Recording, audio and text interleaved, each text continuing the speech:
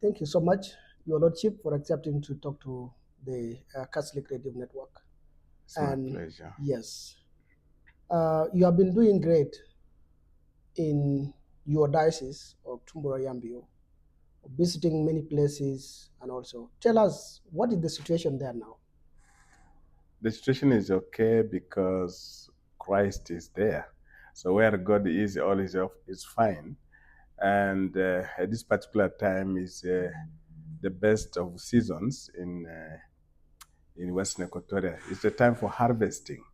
People are harvesting produce from their farm, and it is relatively peaceful. Right, and yeah, we heard about the horrible situation that happened in Tumbura, Yeah. and you have been engaged in releasing a statement about the conflict in Tumbura. Tell us about the genesis of this conflict and what is the level of that conflict now?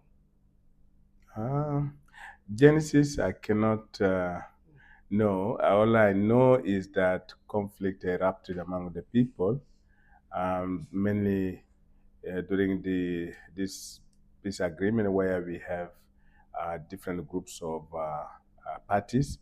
There's PLM-IG, there's PLM-IO.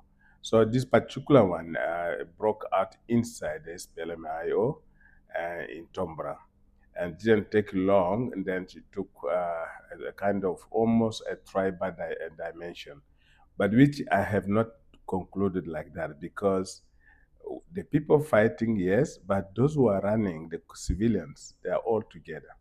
So you cannot know which one is which one. So they all live together. That means it's more than a tribe, but it's more political in my sense of view. Yeah, we heard with dismay that the church has been affected by that conflict with the loss of the priest and his driver. True, Tell us briefly about true. what is the conclusion of what happened to the priest. Yeah, disappointingly, I lost my priest, Reverend Father Lukuyugwe, who was a parish priest of Nazareth Catholic Parish, Najero, and also he was a parish priest for St. Daniel Comboni, Maringindo. Now, he was traveling from Najero to Tombra, and on the way he got disappeared. Up to now, we have not seen him, we have not heard of him. We just presume that he has been killed because we have not heard anything about his life, and nobody has claimed that he or she did it. So we are left in suspense, and we are quite disappointed. We have tasked the government to help us to find him, and this is where we are now. And what is the response from the government? The government says they are trying, they are working out to find him. So I'm still waiting, and I keep asking, please, where is my priest? I keep asking, and everybody's asking. The whole diocese is asking.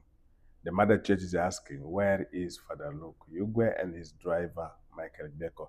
This is the question we continue asking. We are not going to give up. We will continue to seek justice for him until we find him alive or dead.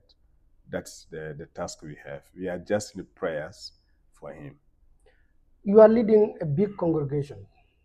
When you have engagement with the government, did you tell them the suffering that affect your congregation? I would presume that the government should know that I'm suffering because the government first, it's one of its functions is to take care of its people. If the people are sick, then the government needs to feel it. If the government doesn't feel the pain of the people, then it's not a government. So anybody who's in the government must, and first foremost, feel the pain, the needs of the people. So I should have presumed that there's a pain because a priest is lost, a driver is lost, a human life is lost. Everybody counts. Everybody is important, and so no life is useless. If any single life is lost, the whole government of South Sudan should be concerned. With the conflict, what is the level of displacement of It's civilians? huge. It's huge. We are talking over almost from the town itself, because Tombra used to be almost 200 for 300,000 people. These people are no more there. What's left now in Tombra cannot be more than 10,000. I don't think so. Yeah. Well, let's talk about your pastoral missions. You have been going to the refugees camp in our neighboring countries. Oh, yeah. And with your engagement with those displaced communities, are they willing to come back home? People, yes, everybody wants to come home. You know, home is home. They won't come home, but they want to come to a home which is safe, which favors them, which does not bring to them the memory of what made them to run away. They want to come back to their home, which is peaceful, which is stable, and that's what they are longing for.